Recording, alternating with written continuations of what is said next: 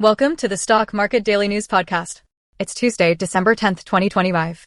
I'm here to bring you a 2-minute market roundup and set you up for what's next. Yesterday, stocks pulled back as traders braced for the Federal Reserve's big announcement.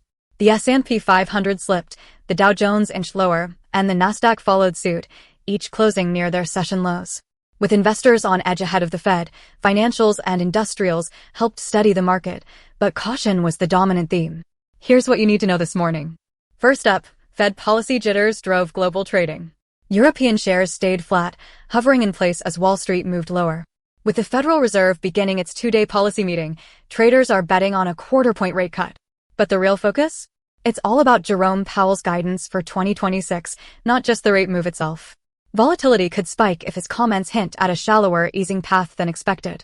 In fixed income, mortgage rates climbed toward 3-month highs. 30-year fixed loans reached 6.36%, up alongside bond yields. For homebuyers and property investors, this means a higher cost of borrowing and potentially softer demand in the near term. The move reflects persistent inflation pressures, even as markets anticipate rate cuts ahead. Turning to individual stocks, let's spotlight 2 high-yield dividend names making waves, Merck and Duke Energy. Merck traded at about $102.81 per share, up a modest 3% so far this year. Its recent quarter beat expectations, thanks to blockbuster drug Keytruda, and the company affirmed a steady dividend yield above 3%. Investors prize Merck's strong cash flow and defensive growth, especially in uncertain markets. Meanwhile, Duke Energy, a top-regulated utility, closed near $118.95, gaining 10% year-to-date. The company delivered solid earnings growth, supported by North Carolina infrastructure investments and robust demand for electricity.